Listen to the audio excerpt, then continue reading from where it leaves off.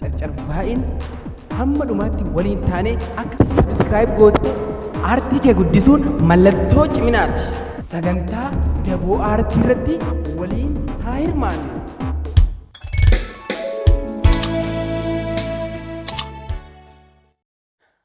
Ashamaa harka fuunee Assalamu alaikum warahmatullahi wabarakatuh. Walitti deebinee jirra. Akkuma Ridii kushirraa haasoofnee turre jechuudha. Warri gorsaanan godhe sanitti itti dalagattan baay'ee galatoomaa isiniin jecha guyyaa har'aa kanaan Carcar VINE qabadheetiin dhufee hamma dhuma sagantaa teenyaa kan isin afeeru ta'a nu waliin turaan affeerraa keenya jechuudha. Mee gama sagantaa teenyaa waliin achi haa dabarru. Egaa daawwattootaa fi kabajamtoota kiyya walitti deebineetti jirraa jechuudha.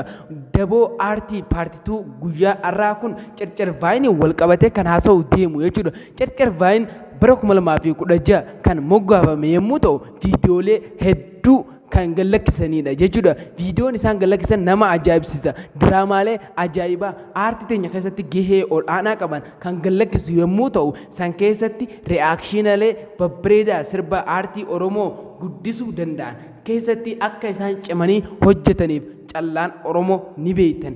Callaan oromoo yookaan callaan Abdallaa kan sagantaa tana qopheesse reakshiina kana kan qopheessedha.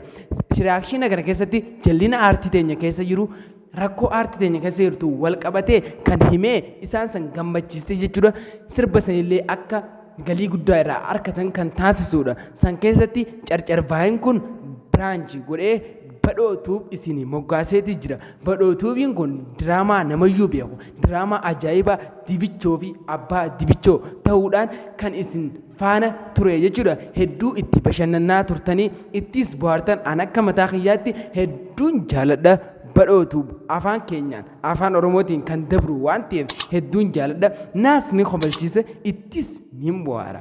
Kanaaf gaa Carcar VINE jalqabumaa diraamaan inni eegale dandeettii nama ajaa'ibsiisaa ta'anii fi kan namni hundi dinqisiifatan an akka kiyyaatti kan hin danda'u silaa taate badhaasa addaa ni badhaasa. Carcar VINE dandeettii ajaa'ibaa wallaahi nama hawwatu qaban. Carcar VINE kun namayyuu ajaa'iba ta'eeti jechuudha.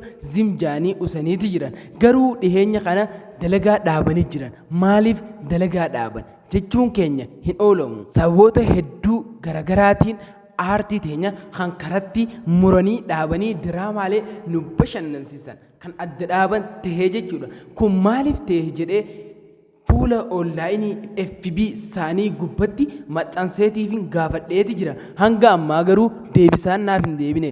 Onlaayinii irra hin jiran yookaan onlaayinii irratti hin argama ta'uu mala. Yookaan naaf deebisan taate komentii jalqabaa irratti yookaan description boxii viidiyoo kanaa jalatti kan isiniif maxxansu ta'a.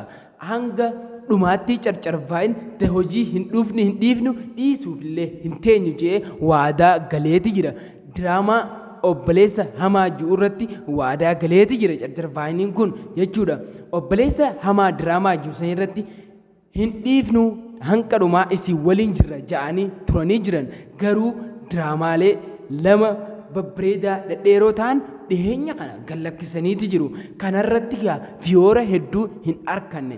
An akka mataa kiyyaatti viyoorri isaan argatan wallaahi isaaniin hin malleen isiniin jira. Hanga ammaa sabskiraayibara 74,000 qaba natti fakkaata akkaan laalatti jirutti.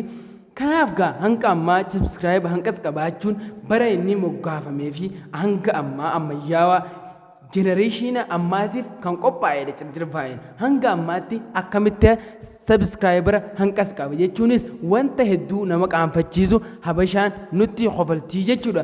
Kana godhuu hin qabnu. Carcar VINE bira dhaabbannee dandeettii teenyaan humna keenyaan hanqa danda'ametti guddisuu qabnaan isiniin jira. Carcar VINE kun gaa akkuma waadaa galee jirutti diraamaa dhiyeenya kanaa gallakkise. Diraamaa san irratti viyoora baay'ee hin argadde. Viyoorri kun kan nama qaanfachiisudha jechuudha. Innaa jechuudha abdii muratan natti fakkaate diraamaa san irratti.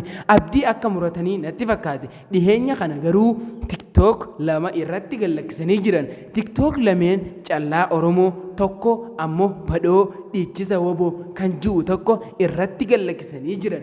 Kana godhuun isaanii an akka dadhabina keenyarraa ta'e natti fakkaata.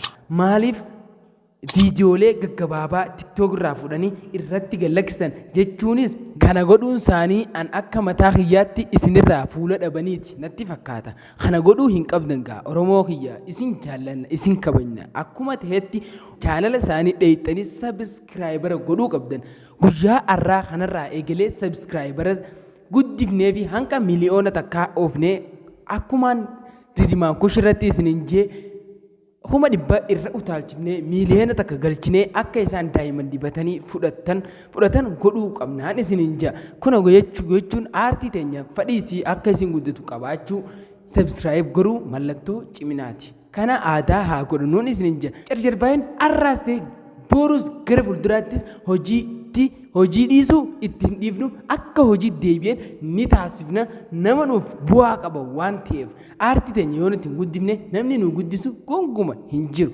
Kanaaf gaa Oromoo kiyya nuun qaanyeessinaa caccarbaa'een dhaabbata guddaadha. Kanaaf hamma dhumaatti isin waliin jirraaf subscribe guddisaa oduu isinitti hin dheeressu sagantaan tiyya daboo aartii guyyaa irraa asirratti goolamna isin jaalladha isiniin kabaja kanumaan isinitti himuu dhufe torbaan dhufu waa'ee biraatiin isinii qabadhee dhufe bye bye. All set. Pull up,